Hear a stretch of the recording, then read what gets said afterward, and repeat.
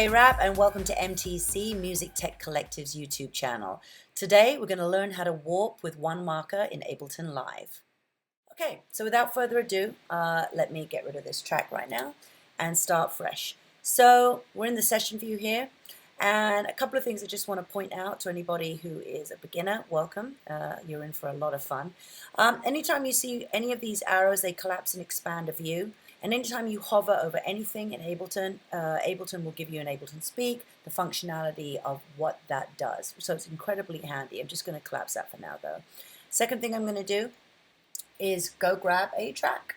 So this is a track that I made. It's called Understand Me. And right now I'm looking at my global tempo. It's 90 BPM, and I know full well I didn't make this track at that, but I want to find out what the tempo is of this. So the first thing I want to do in order to do that is go to Live, go to My Preferences, and there's a couple of things I just want to set.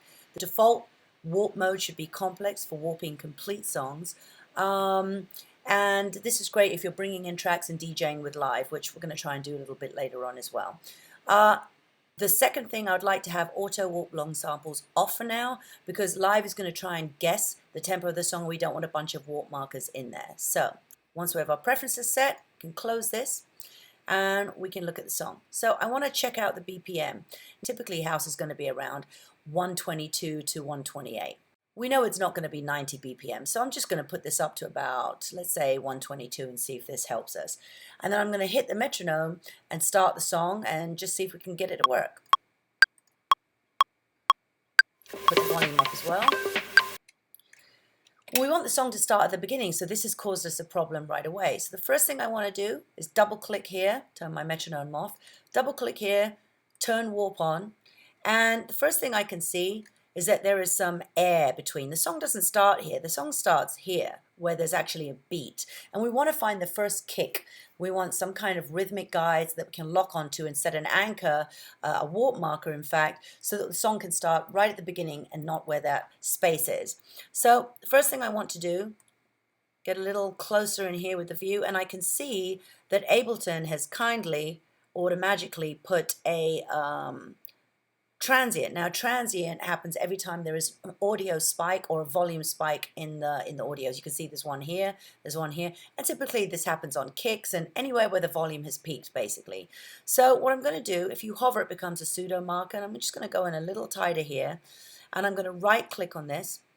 So I'm going to set 1.1 from here and create a new starting point for this song. So now you'll see that our audio and our song and our warp marker all coincide with the beginning of the song. Put this back and take the warp off. So now we have a new starting point for a song. So when we click this, at least the metronome will start at the beginning, which is what we want. Then we can see how far on and off we are with timing.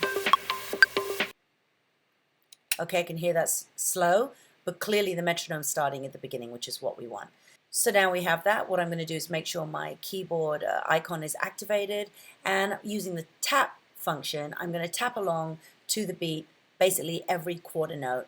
I'm also going to let you know that this is just a guide. It's going to put us in the ballpark. It might not give us the exact tempo. So let's try.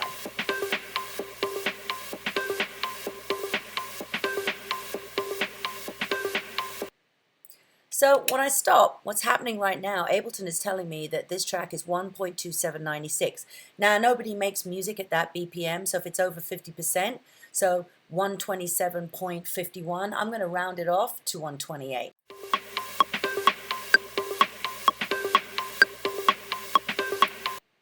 And what we're looking for is to see if it drifts anywhere. Sounds spot on to me. So without any further ado, next thing I'm going to do, I'm going to click on here, back again, activate the warp. And I'm going to go back to our warp marker, and then I'm going to right click again, and I'm going to say warp from here straight. And if I change the global tempo, you'll see that warp has now made it elastic, and it will adhere to any tempo I put. So watch.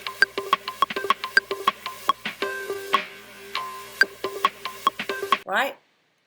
Put that back to 128. And the second thing I want to do is make sure here that this does not drift throughout the whole song. If I hover my pointer below, it turns into a headphone, and I can skip through the track and just make sure that the tempo isn't drifting.